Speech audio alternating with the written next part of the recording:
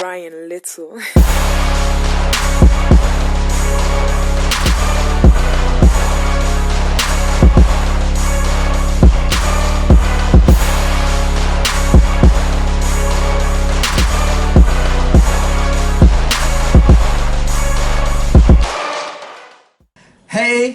Hey, what's going on, you guys? I know I've been out.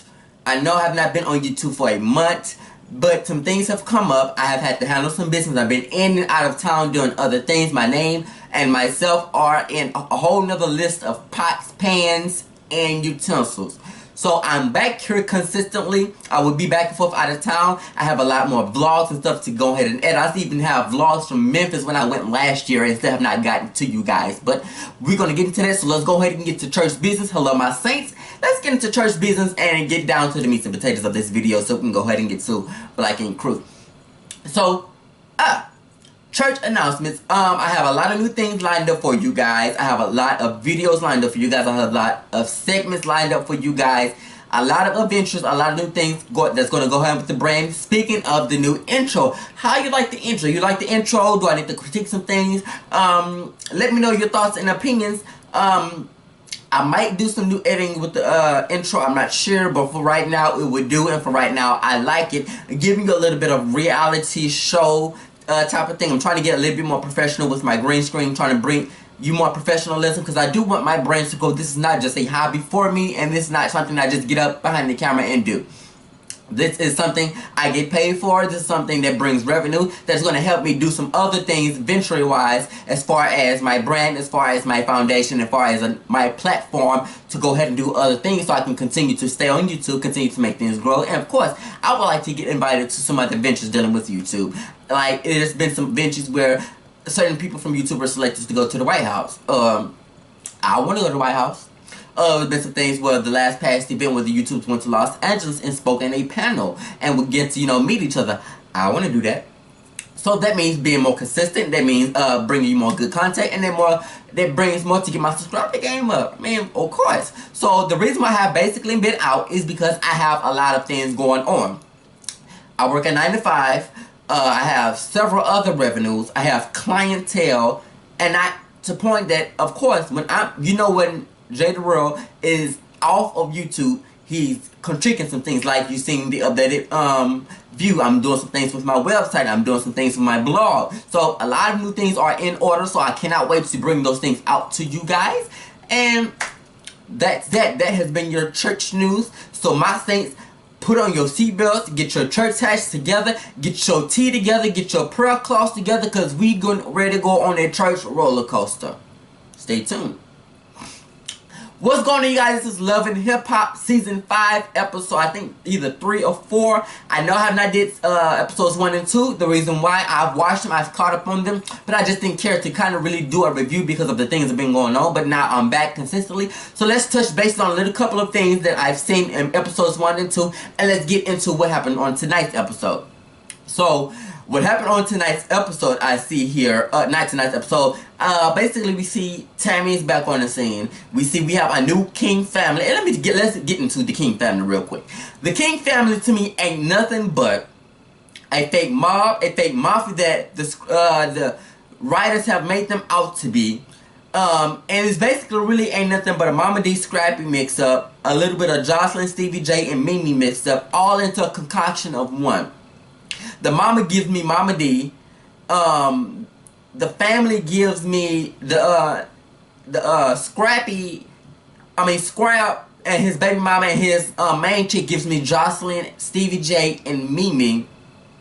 And the mama be, and you know, that's basically what it gives me, all into a concoction of one on a mob type level. Like, they're just the who's who of Atlanta. Like, you don't mess with them, they will cut your necks off. You don't cross them, they'll do this, they'll go shoot up your family house. I'm sitting here like, so I decided, like, let me do some little research. And I was talking to some ATLians, and they're like, I've been here for years and haven't even heard of them. So that gives me the impression of, it's not really what it is. So I'm like, why? So we get this this first episode, everybody pulling up in Bentleys, everybody got their furs on, and it seems like they went into a rib shack, put some cameras in there, had a VIP section closed off, and got a couple of VH1 security guards to walk everybody in, just like this is supposed to be the Grammys or the BET Awards or something like that. And it seemed like, what's really going on here? Like, if y'all gonna sell me mafia, if y'all gonna sell me mob, if y'all gonna sell me everybody on this channel got money, then I'm gonna need y'all to go ahead and sell it a little bit more. Finance the dream, finance the lie, put a little bit more into it, because I'm not buying it at all. Like, for real, for real. But we get the modeling chick with the asymmetrical Dorothy Yellow Big Roll, Dora boots, and that's what she gives me. Basically, she's the person who's transitioning from a male to a female. Okay, I guess we're getting a little bit of the LGBT community. Okay, that's fine. Okay, boom, boom. Show another light. We need new light. We need new personnel. We need a whole new experience with Love and Hip Hop ATL. So okay, I give you that Mona. I give you that Riders. I give you that VH1. At least we're not getting fake abortions. But okay. So she's pulling up. She's doing a little modeling thing. She's heard through the grapevine that it's like a little back and forth thing here with her friend B-Some, and then you got her about, she's tipped out like, where were you? It's like, I had to skip out because I seen Bambi there, and then of course, you know, her friend and everything was there, so I had to skip out because I didn't want to give you about the horse. This chick gives me, you talk so much mess, but you're giving me bougie type, you're giving me clothes, and you're giving me shut in by your parents, but you're trying to live this lifestyle in the ATL. You're starting mess, you're talking XYZ, but your XYZ is not backing up with these. So I'm like, if you're not going to back that up, if you're going to talk mess, I'm going to need you to be about that life here, because this is Atlanta, this is not Hollywood, this is not Los Angeles. I mean, it is what it is. But anyway, so after then, we get into the back and forth. Okay, after we see the the confusion which is going to continue to happen within the as far as the episode's been played. So we see that, okay, we see a little beef here, but then we're going to see, okay, Tammy wants to work with her. So we already see, okay, Tammy is interested and don't know what's going on, but then they feel some type of way about Waka Flocka interview about transgender. Whatever. Get out your feelings. It's America. Everybody's going to have their opinions. Whatever. I'm over that situation. I don't even want to discuss that situation that's going to happen on tonight's episode because it's redundant, it's stupid, it's ridiculous. Okay, Scrap and Jock got this bachelor pay. They're doing this modeling thing. Scrap is mad because, what? Rashida and Kirk did not want to show up to your court case? For what? Your butt hurt. Get over it. If I was Kirk and Rashida, I wouldn't show up neither. I'm getting a coin. I have a business. I have several businesses. I have a brand. I have a name here in Atlanta. I don't care what. Kirk and Rashida will always be ahead of any mainstream artist ever. Because she's up at a level that they are trying to get to, but production keeps more of their business, and Kirk and Rashida have the umps to do whatever and whatever they want to and still make it better than them. Kirk and Rashida is better than K. Michelle music. Only thing that K. Michelle got over them is mainstream. So she has a broad, with her and the company has a more broader stream to get to versus Kirk and Rashida. I'm a fan of Kirk and Rashida. I'm always going to be a ride or die fan with them. I don't care what you say. I can't stand K. Michelle. I do not like K. Michelle. I like her as an artist. I like her as a person. But when it comes down to reality, she really irks my nerves. But whatever. She's like Jocelyn. I think Jocelyn probably be a nice person out of the side of the cameras. But when she's on the cameras, I don't like her. But whatever. That's neither here nor there. But anyway, we get to the point where, okay, Scrap's mad. Okay, if I'm getting a coin, I'm getting money, I'm shooting a episode, series, whatever it is. I told you that at any point in time, they're gonna give her the cost. We're gonna have to go shoot. You're dealing with a major company, a major business. I don't have time to deal with you and Erica's business. If you was paying your child support, if you was doing what you're supposed to do, we wouldn't even have this discussion. So why are you mad because he's not or she's not showing up?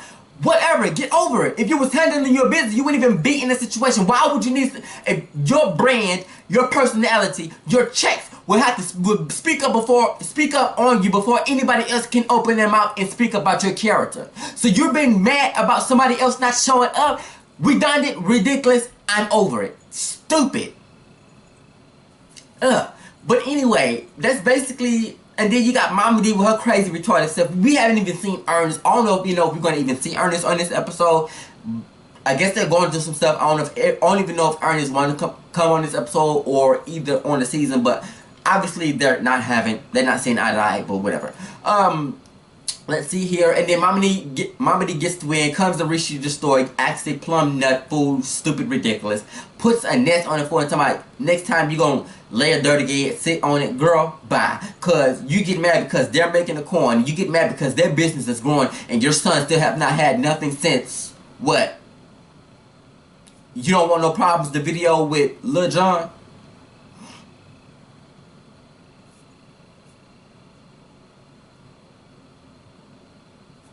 I mean, it is what it is, but whatever. So basically, it just whatever. So next episode is basically all of the rambles of the baby mamas coming across each other. Carly Red setting them up. Dime Piece really not feeling that, so she goes to baby mama's job. Kind of spooks out who is Tommy, who is this personnel, who is this person I've been hearing so much about, or XYZ. So she don't know her. They speaking to each other, and then next thing you know, Carly invites her to Chris's event. By the way, what is going on with Mimi and Stevie J? I have problems with Stevie J, and then she go Nico 6, hey, now you gay? Like, what is this gay for pay? What's really going on with Mimi mindset? I really don't know. My whole mindset is Mimi, get back with Stevie J, get Jocelyn somewhere, let her go find somebody else, let her go find another pimp. Y'all get back together, live a lifestyle, raise Eva. Cause when y'all was on the other episode, sidetrack, when y'all were on the other season and Stevie J and Jocelyn takes LA, it seems like I seen the chemistry, I seen the love, I seen the capacity, even with them and the other children.